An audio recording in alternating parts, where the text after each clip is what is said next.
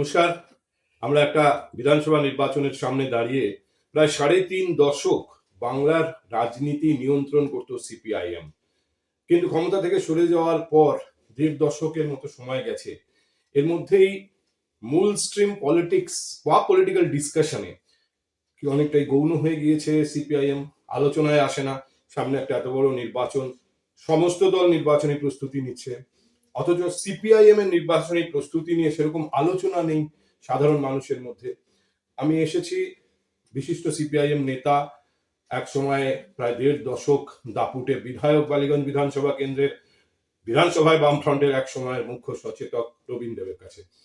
রবীনবাবু, আপনার এই ড্রয়িং রুমের চারপাশে সেই সমস্ত সোনালী দিনের ছবি, কলকাতার রাজপথে বামফ্রন্টের র্যালি, বুদ্ধদেব ভট্টাচার্যের পাশে আপনি, অসংখ্য মানুষ আশেপাশে। আজকে কি সিপিআইএম যদি রাস্তায় র্যালি করতে চায়, ব্রিগেড জনসমাবেশ করতে চায়, সেই ছবি ফিরিয়ে আনা সম্ভব? দেখুন, আন্দোলন সংগ্রাম সবকিছুরই জোয়ার ভাটা আছে, কখনো ওই কোনো কখনো পিছুনো। আসল কথাটা হচ্ছে মানুষের মন জয় করা, মানুষের হৃদয় জয় করা, মানুষের জীবন জীবিকার, তার অধিকার, তার সংস্কৃতি, তার বিকাশ, এইসবের পক্ষে কে কোথায় দাঁড়িয়ে, তারপরই রাজনীতি। সুতরাং কখনো এগোনো কখনো পেছনো, এটা হচ্ছে আন্দোলন সংগ্রাম সংগঠন সবকিছুর ক্ষেত্রে এটাই বিজ্ঞান। না, এটা তো ঠিক আছে, এটা খুব সাধারণ থিওরি, এটা বিশ্বাসযোগ্য এবং খুব কঠিনও নয় বোঝা, কিন্তু কোথাও একটা বুঝতে অসুবিধা হয় যে ৩ দশকেরও বেশি যারা পলিটিক্স নিয়ন্ত্রণ করলো পশ্চিমবাংলায়, আজকে তাদের এত গুরুত্ব কমে যাওয়া, এটাকে কি আপনি মানে আদর্শগত ব্যর্থতা বলবেন? আমি বলছি গুরুত্ব তো কমেনি, এখনো এই যে কালকে ধর্মঘট হলো শ্রমিকদের দাবিতে, শ্রম আইন বাতিলের দাবিতে, এই ধর্মঘটে তো কালকে রাস্তায় কারা ছিল? লাল ঝান্ডা ছিল। এবং এই রাজ্যের পুলিশ কেন্দ্রের বিরুদ্ধে আন্দোলন হওয়া সত্ত্বেও তারা এই ধর্মঘটকে বানচাল করবার জন্য, ধর্মঘটের পক্ষে যারা প্রচার করেছে তাদের উপর হামলা করা, মারধর করা, গ্রেপ্তার করা, এসব সব কাজে তারাই করছে। কিন্তু এই পৃথিবীতে যেখানে বারবার সমালোচিত হয়েছে আপনাদের এক সময়ের ওই ধর্মঘট, কর্মসংস্কৃতি বিরোধী আন্দোলন, এখনো আপনারা সেটাকেই আঁকড়ে চলতে চাইবেন? প্রতিবাদ ছাড়া কখনো কোনো দাবি আদায় হয়নি। পশ্চিমবাংলা তথা ভারতবর্ষে আজকে যে যে দাবিগুলি স্বীকৃতি পেয়েছে সরকারের কাছ থেকে, অনিচ্ছুক হাত থেকে আদায় করা হয়েছে, সবগুলি হচ্ছে লড়াই ধর্মঘট আন্দোলনের ফসল। এই আপনি একটা উদাহরণ আমি আপনাকে দেবো, আপনি আলোচনা করছেন, এই কথা বললেন যে এইসব এগুলি পন্থা কিনা। এই যখন মূল্যবৃদ্ধি ঘটে, বেকারি ঘটে, তারপর যখন একটার পর একটা কারখানা বন্ধ হয়ে যায়, সেই খোলার দাবিতে আন্দোলন কারা করে? এই আন্দোলনের পরেই কলকারখানা খোলা। যে দায়টা অলরেডি পড়ে আছে আপনাদের ওপর, যে আপনাদের এই আন্দোলন, জঙ্গি আন্দোলনের ফলেই শিল্পের এই অবস্থা, পশ্চিমবাংলায় নতুন প্রজন্মের হাতে কাজ নেই, কোনো কারখানা নেই। নতুন প্রজন্মকে তো আপনাদের নিজেদেরকে বিশ্বাসযোগ্য করে তুলতে হবে তাদের কাছে। এটা হচ্ছে একেবারে অসত্য প্রচার, এগুলি মিথ্যাচার।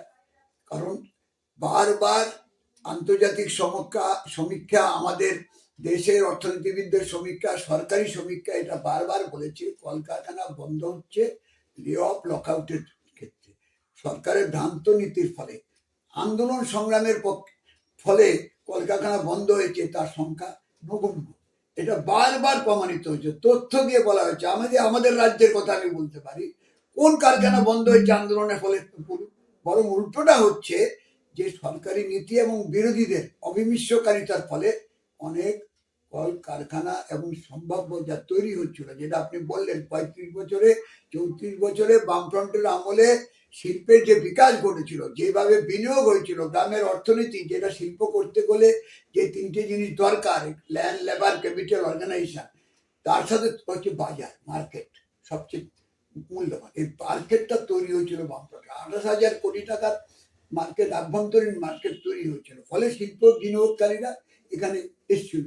এবং তারপরে হলদিয়া পেট্রোকেমিক্যাল, সল্টলেক ইলেকট্রনিক্স, বক্রেশ্বরের তাপবিদ্যুৎ কেন্দ্র, এগুলি পর গড়ে আছে। তারপরে সিঙ্গুর, নন্দীগ্রামকে ঘিরে এই সমস্ত শক্তি ঝাঁপিয়ে বললো, দেশি বিদেশি শক্তির। আপনি যার কথা বলছেন যে যারা আজকে দোষারোপ করছে শ্রমজীবী মানুষকে, আন্দোলন সংগ্রামকে, বামপন্থীদের, তারাই তো কলকারখানা, মানুষের মুখের গ্রাস 90% কাজ শেষ হয়ে গেল সিঙ্গুরে মোটর কারখানা, সেইটা মুখের গ্রাস কেড়ে নিয়ে চলে গেল গুজরাটে।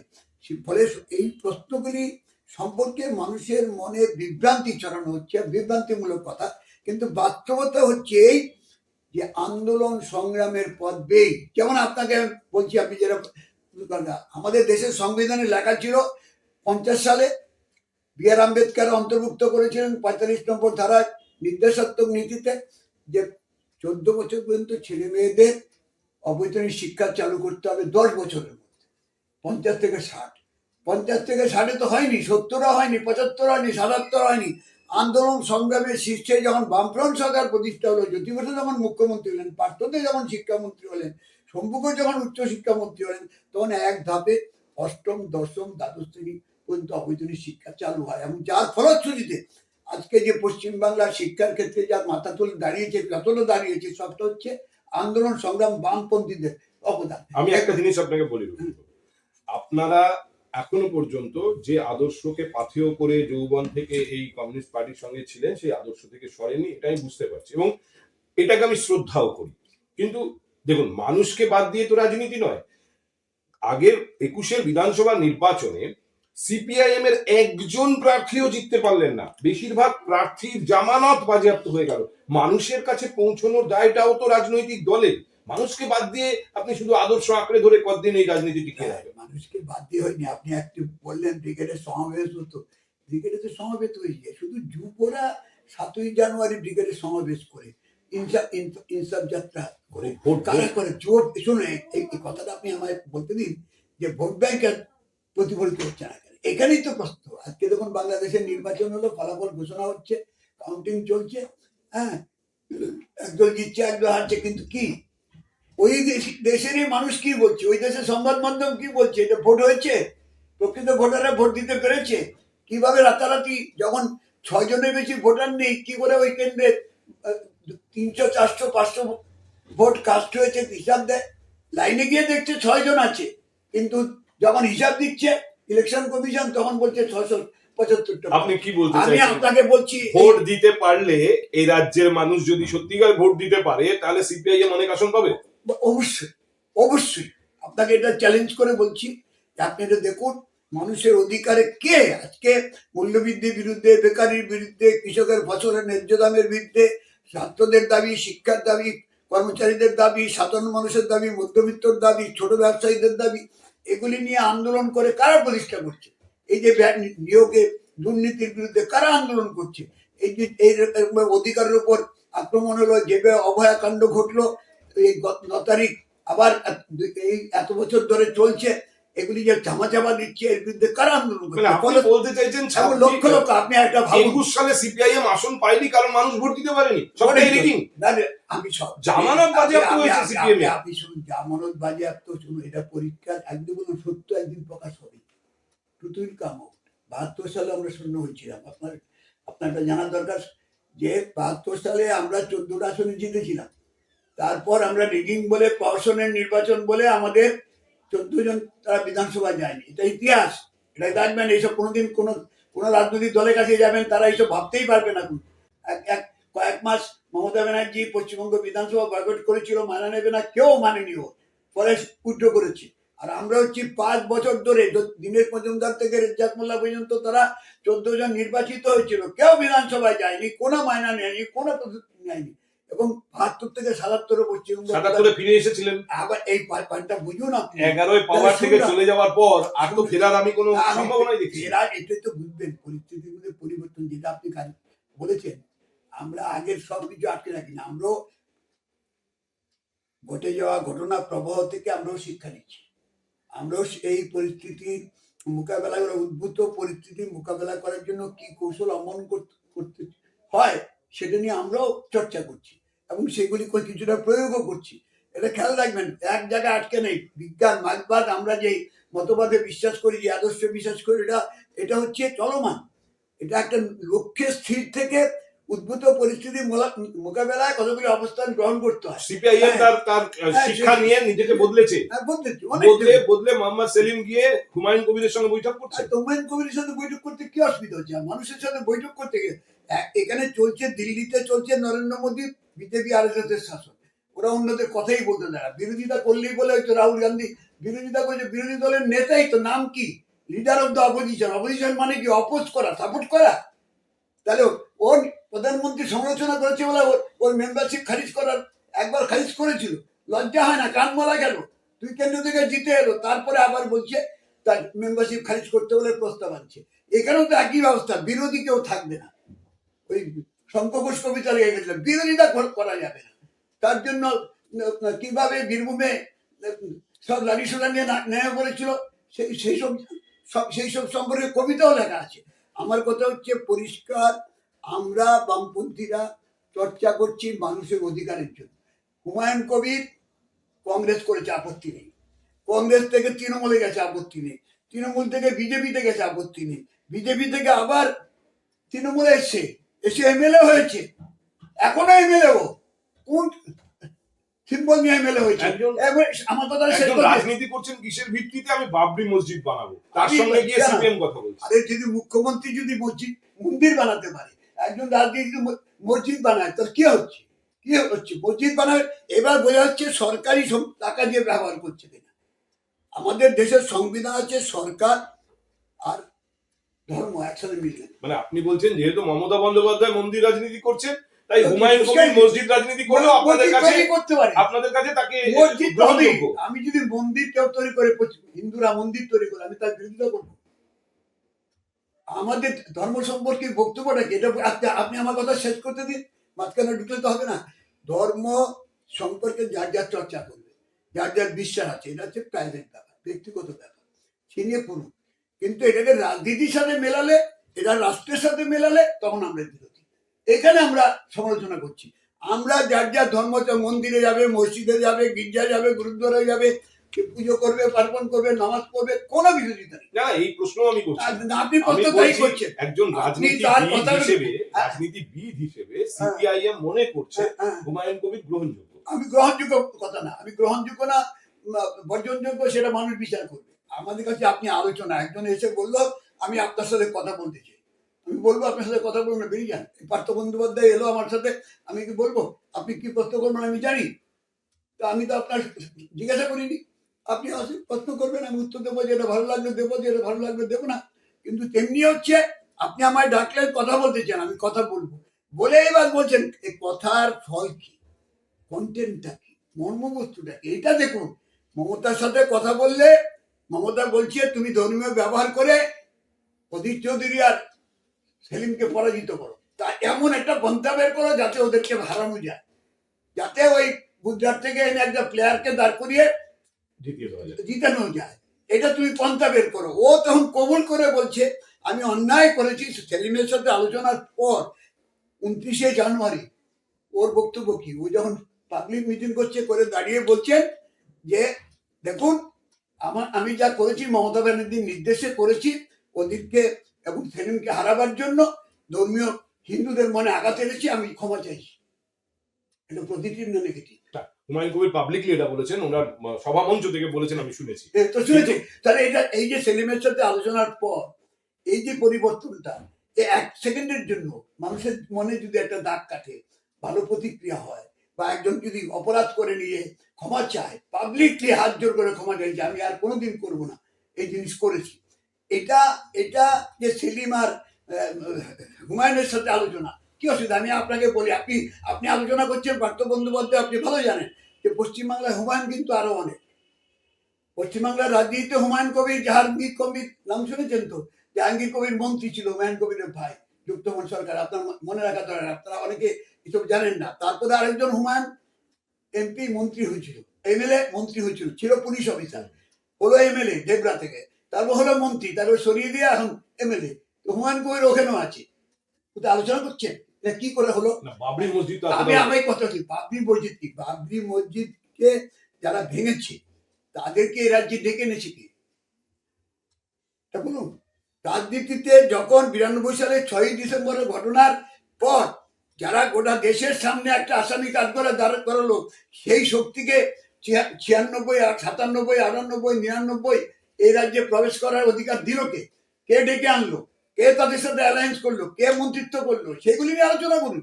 কেন আজকে এই যে এতদিন ধরে মমতা ব্যানার্জি ক্ষমতায় আছেন, আপনি 1.5 দশক বললেন আমরা ক্ষমতার বাইরে, তাদের উপর ভর করে এই মুসলিমদের, তাদেরকে মৌলবাদীদের কে প্রশ্রয় দিয়েছে, আশ্রয় দিয়েছে, মদত দিয়েছে, শক্ত দিয়েছে, ওইগুলি বাদ দিয়ে যখন উনি বিজেপিতে যাবেন, তৃণমূল যদি তাকে আবার কম তৃণমূল দলে নিয়ে এমএলএ করে, মন্ত্রী করে, আপত্তি নেই। আর আপনাদের সিপিআইএম যদি কথা বলে, এখনো কোনো বোঝাপড়া নাই, এটা বুঝতে পারছেন। একজন আপনার বাড়িতে আসবে, কথা বলবে, আপনি আমাকে ডাকবেন, কথা বলবে। সিপিআইএম কথায় বিশ্বাসী, যেমন আইএসএফ এর সঙ্গে কথা আমরা চলছে, কথা চলছে, আমরা সবার সাথে কথা বলবো, অনেকে আসছে, আমরা আমাদের অনেকে এসছে, কিন্তু কংগ্রেস সরে গেছে। আপনি আপনি শুনুন, কথাটা যে মজার ব্যাপার তো, অনেকে আসছে, অনেকে সরে যাচ্ছে, এটা খেয়াল রাখবেন। সিপিআইএম হচ্ছে একমাত্র পার্টি, এই কথাটা আপনি নোট করতে পারেন, যে কখনো একা লড়েনি। যখন 187 একক শক্তি, তখন সঙ্গী রেখেছে, 6 পার্টি নিয়ে ফ্রন্ট করেছে, 8 পার্টি নিয়ে করেছে, 10 পার্টি করে, 12 পার্টি, 13 পার্টি, এখনো 8 পার্টির ফ্রন্ট, বাইরে আরো 4 পার্টির সাথে সমঝোতা করে মিটিং মিছিল জমায়েত করছে। কংগ্রেসের সাথে আমরা ফ্রন্ট করিনি, কংগ্রেসের সাথে আমাদের কোনো চুক্তি নেই, আসন সমঝোতা। আসন সমঝোতা করেছি। কংগ্রেসের সাথে আমরা 16 সালে কয়েকটা আসন সমঝোতা করেছি, 21 করে, আবার 19 লোকসভায় করিনি, হয়নি, কারণ তারা আলাদা লড়েছে, দেখেছে আলাদা লড়ে কি হয়। আবার উপনির্বাচনে একসাথে লড়েছে, জিতেছি। মুর্শিদাবাদে আবার আলাদা লড়েছে, দুজনে হেরেছি, সেটাও স্পষ্ট আজকে। সুতরাং অনেক পরীক্ষা নিরীক্ষা চলছে, হুমায়ুন কবিরা অনেক পরীক্ষা নিরীক্ষা করছে, একবার এদিক একবার ওদিক করে করছে, কিন্তু বামপন্থী সিপিআইএম এর জায়গায় আছে। 65 সাল থেকে সিপিআইএম নাম হয়েছে, সিপিআইএম এর জায়গায় আছে। আপনি যদি বলেন আমরা 67 সালে যাদের যুক্তবন করেছি, তারা সবাই আমাদের সাথে ছিল না, দলও নেই। 69 সালে যাদের যুক্তবন করেছি, 26টা দল, অনেক দল উঠে গেছে। আপনি এখন বাংলা কংগ্রেসের নাম আছে, বিপ্লবী বাংলা কংগ্রেসে, সেটাও করে গেছে। আমি আপনাকে যদি বলেন বামফ্রন্টে, আজকে ফরওয়ার্ড ব্লক, আরএসপি, এই দলগুলো এখন রাজ্য রাজনীতিতে হয়তো তাদের অস্তিত্ব টিকিয়ে রেখেছে, কিন্তু সিগনিফিকেন্স, বৈশিষ্ট্য, আর কে কখন কি এগোবে বুঝতে পারবেন না, বুঝলেন তো। ওই শরৎচন্দ্র লিখেছে না, ঘন্টা দুয়েকের অভিজ্ঞতা বুড়ো হয়ে যায়, অবাগী স্বর্গ লিখে গেছে। তো আপনি ওটা বুঝলেন, কে কখন কোথায় যাবে। এই বিজেপিও 2-এ নেমে গেছিল, 2 থেকে 300 হয়েছে, এটা খেয়াল রাখবেন। ইন্দিরা গান্ধীর মৃত্যুর পর রাজীব গান্ধী কংগ্রেসকে কোথায় তুলে নিয়েছিল, সেই কংগ্রেস নামতে নামতে নামতে কোথায় এসেছে। আবার গত নির্বাচনে রাহুল গান্ধীর নেতৃত্বে আবার একটু উপরে উঠেছে, একটু খেয়াল রাখবেন। উঠা নামা, এগোনো পিছনে, এগুলি হচ্ছে বিজ্ঞান। এগোবে, পেছবে, মানুষকে বিশ্বাস রাখতে হবে। যে মানুষ আপনাকে, যেটা জ্যোতিবাবু বারবার বলতেন, মানুষই ইতিহাস রচনা করে, আবার সেই মানুষই ভুল করে, সেই মানুষই আবার ভুল সংশোধন করে সঠিক পথে নেয়। তাকে গ্রহণ করবে, বর্জন করবে, বর্ষা রাখতে হবে। কারণ যে মানুষকে বিভ্রান্ত করে মানুষের উপর বিশ্বাস হারানো পায়, বিশ্বাস যে করে সে অপরাধী নয়। আপনারা মানুষের উপর বিশ্বাস রাখছেন, আর বিশ্বাস রাখবে, মানুষ আপনাদের উপর বিশ্বাস রাখছে কি? বললাম তো, যে বিশ্বাস করে সে অপরাধী নয়, যে বিশ্বাস ভঙ্গ করে সে অপরাধী, এটা হচ্ছে ব্যাপার। মানে মানুষ অপরাধী না, আমি মানুষ অপরাধী, যে বিশ্বাস ভঙ্গকারী। আর মানুষের উপর বিশ্বাস রাখছি, যারা এই বিভ্রান্তিমূলক বক্তব্য রেখে মানুষকে নানা রকমের প্রতিশ্রুতি দেয়, পরে উল্টো কাজটা করে, সেই মানুষ, বিভ্রান্তকারী মানুষকে তো আমি ভুল বলতে পারবো না। তাকে বলেছে 2 কোটি বেকারের চাকরি হবে, তাকে বলেছে জিনিসের দাম কমাবে, তাকে বলেছে টাকার দাম আমি বাড়াবো। টাকার দাম 43 পয়সা থেকে 9 পয়সা নেমেছে। সেটা নরেন্দ্র মোদীর দৌলতে, মমতা ব্যানার্জি চুপ করে আছে, একই পলিসি, একই নীতি, একই আদর্শ, একই ধর্ম। মমতা বন্দ্যোপাধ্যায় প্রশংসা করছেন মানিক সরকার, বলছেন যেভাবে উনি এসআইআর নিয়ে সুপ্রিম কোর্ট পর্যন্ত গিয়ে সওয়াল করেছেন, অনুকরণ একটা ইস্যুতে করেছে, একটা ইস্যুতে, শুনুন না, একটা ইস্যুতে আমরা ইন্দিরা গান্ধীর সাপোর্ট করেছি, ইন্দিরা গান্ধীর আজীবন বিরোধিতা করেছি। ইন্দিরা গান্ধীর সাপোর্ট 69 সালে করেছি, ব্যাংক জাতীয়করণ, রাজন্যবত বিরুদ্ধে প্রশ্নে। তারপরে আমরা ভিপি গিরির ইলেকশনে, ইন্দিরা গান্ধী যখন মাইনরিটি হয়ে গেল, আমরা তার পাশে দাঁড়িয়ে জিতিয়েছি ভিপি গিরিকে, সঞ্জীব রেড্ডিকে হারিয়েছি, আবার এই সঞ্জীব রেড্ডিকে 77 সালে আমরা রাষ্ট্রপতি করেছি, আমরা সাপোর্ট করেছি। রাজনীতিতে এক জায়গায় মানে আপনি বলতে চাইছেন মমতা বন্দ্যোপাধ্যায়ের ভেতরেও প্রশংসা করার মতো এলিমেন্ট না, থাকলে একটা দুটো থাকলে আপনারা প্রশংসা করবেন। আমরা তো মমতা ব্যানার্জির যদি একটা দুটো পদে ধর্ম নিরপেক্ষতার পক্ষে কথা বলে, আমি তো তার পক্ষে। আমি কি, আমরা নাকি এই নাকি যা বলবে এই বিরোধী, মমতা বললেই বিরোধী, এইরকম না। নরেন্দ্র মোদী বললেও বিরোধী। নরেন্দ্র মোদী যখন নাকি কোভিড পিরিয়ডে সর্বদলীয় বৈঠকে সীতারাম ইয়েচুরি বললো এই অত্যন্ত বিদেশে কোনো ব্যাপারে আমি একমত, আমরা আপনার পাশে আছি, আপনি অবস্থান নিন, পাকিস্তান যখন এখানে গন্ডগোল করেছে কাশ্মীর সীমান্তে কি বলেছে আমাদের পাকিস্তান কি, হ্যাঁ, যে আপনারা যা ব্যবস্থা নেবেন পাশে আছে সরকার স্ট্যান্ডিং বিদেশিদের আক্রমণের বিরুদ্ধে, আমরা পাশে আছি। এই তো রাজনীতি। এই রাজনীতি মানে সব খালি অন্ধ বিরোধিতা নয়, রাজনীতি মানে যুক্তি, রাজনীতি মানে উদ্ভূত পরিস্থিতিতে বুঝে সে মতো অবস্থান গ্রহণ করা। মানে আজকে যখন আমরা দেখছি আইএসএফ, যে রাজ্য রাজনীতিতে বলা যায় দুদিনের যোগী, সে সিপিআইএম এর সঙ্গে নেগোসিয়েট করছে আমাকে 45টা আসন দিতে হবে। এটা অবস্থার পরিপ্রেক্ষিতে সিপিআইএম কে শুনতে হচ্ছে। তখন কারোর জন্ম কখন হয়েছে, কারোর কখন কে বড় হয়েছে কেউ ছোট হয়েছে সে দিয়ে কোনো রাজনীতি হয় না। আপনি যে দুদিনের যুগী বলেছেন এই ভাষায় আমরা অভ্যস্ত নেই, একদিনও হতে পারে। যেমন একটা এই যে এখন শিশুও দেখবেন এই যে কি সিদ্ধান্ত নেয়, এই যে ক্রিকেট খেলায় দেখছেন তো সূর্যবংশী কি করছে, বয়স দিয়ে হয়। যেমন গাভাস্কার করেছে, যেমন তেন্ডুলকার করেছে, যেমন কপিল দেব করেছে, যেমন যেমন ধোনি করেছে, মহেন্দ্র সিং ধোনি, ওই বাচ্চা ছেলেরও করছে। আপনি বয়স দিয়ে তুলনা করবেন নাকি, কার কখন জন্ম হয়েছে? এই যে রানটা করলো, এই যে বিশ্বকাপ জেতালো, কে জেতালো? তো সূর্যবংশীকে বৈভবকে কিভাবে দেখবেন আপনি? সুতরাং বয়স দেওয়া হয় না কার কখন জন্ম হয়েছে, সে দেরিতে আসতে পারে, পরে আসতে পারে। কিন্তু আইএসএফ কে বলছেন আপনি পলিটিক্যালি ট্যালেন্টেড। আইএসএফ একটা পরিস্থিতিতে একটা সন্ধিক্ষণে এই একটা দলের জন্ম হয়েছে, পলিটিক্যালি ট্যালেন্টেড। আর পলিটিক্যালি একটা জায়গায় অবস্থান গ্রহণ করেছে। খেয়াল রাখবেন, যখন নাকি মৌলবাদের বারবারন্ত, যখন বিহারের নির্বাচনে এমআইএম গিয়ে বামপন্থীদের মহাজোটকে সরকার করতে দিল না, নিজেরা 5টা সিটে জিতলো আর 10টা সিটে হারাবার বিজেপিকে সুযোগ করে দিল, তখন তারা এখানে ছুটে এসেছিল। এই এমআইএম এর কর্তা এসে ঢুকে এই ইব্রাহিম সিদ্দিকির সাথে মিট করেছিল। হ্যাঁ, খেয়াল রাখবেন তো। তারপরে ওখান থেকে সরে যাওয়ার পর বামপন্থীরা কখন ধরেছে, যখন সে একটা বিরুদ্ধে কথা বলছে, না আমরা এই পথে নেই। তুমি একে মুখে বলবে আর বিজেপি সাহায্য করবে আর বলবে আমি ধর্মীয় সংগঠন, এটা হয় না। ওরা এসে বলেছে আমরা কোনো ধর্মীয় নাম নিচ্ছি না, আমরা নিচ্ছি ইন্ডিয়ান সেকুলার ফ্রন্ট। এই নামটা, আপনি নামটা দেখবেন, খেয়াল রাখবে। এটা হচ্ছে কার ছোঁয়ায়, একটুকু ছোঁয়া লাগে, কার ছোঁয়ায়? হ্যাঁ, বামপন্থীদের সাথে যখন মিটলো তখন তারা বুঝলো যে সেকুলার কথাটাকে, সেকুলারটাকে প্রয়োগ করছে, কনসিস্টেন্টলি করছে। তারপরে ওকে জেলে গেছে, আক্রমণ হয়েছে, আছে, আবার আপোষ করেছে, আবার করেছে। হয় সেকুলার স্ট্যান্ড থেকে সরেনি, এটা হচ্ছে কথা। এইখানটাই আমরা আলোচনা করবো। একটা সিট নিয়ে লড়েছি, একটা সিট জিতেছি, লোকসভার সময় আমরা সিট ছেড়েছি, এবং এটা প্রমাণিত। আইএসএফ সিপিআইএম লেফটকে ডিঙিয়ে বারাসাতে, মথুরাপুরে, জয়নগরে থার্ড হয়েছে, আমরা ভর্তি হয়েছি। কিন্তু বাস্তবতা, আপনি তাকে অস্বীকার করবো কেন? তার সাথে আমি টাইম দেবো না, তাকে না, যার জন্ম হয়েছে যার সিটও নেই। এই যে আমরা ফরওয়ার্ড ব্লকের আলোচনা করছি, সিট আছে, আর এসপির সাথে আলোচনা করছি, সিট আছে, সিপিআই এর সাথে আলোচনা করছে, সিট আছে, আর সিপিআই এর সাথে আলোচনা করছে, সিট আছে, মাইগলি ফরওয়ার্ড ব্লকের সাথে আলোচনা করছে, সিট আছে।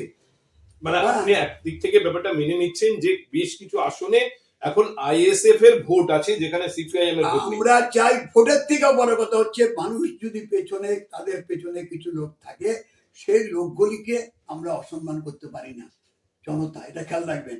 যখন অজয় মুখার্জির সাথে আমরা অ্যালায়েন্স করেছিলাম, আপনার এটা মনে থাকা দরকার, এটা ভুলে যায় অনেকে। 66 সালের মার্চ মাসে যখন ধর্মঘট হয়, 43 জনকে খুন করেছিল প্রফুল্ল সেনের সরকার। তো আমি তো অজয় মুখার্জি সেই সরকারের মন্ত্রী।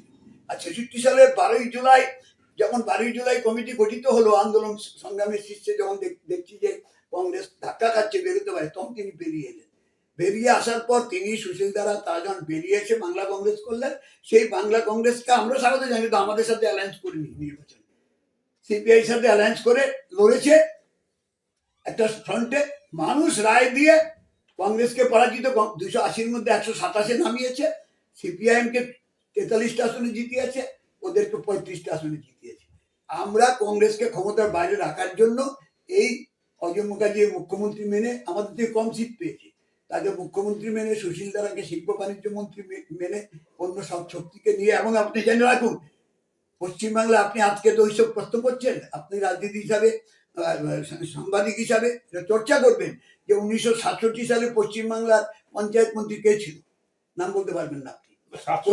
না, পারবেন না, কারণ আপনি চর্চা করছেন না। আপনি এখন ওই অন্যরা যারা শাসক শ্রেণী, আরএসএস, বিজেপি যা তৈরি করে দিচ্ছে পয়েন্ট, সেই পয়েন্ট নিয়ে আলোচনা করছেন।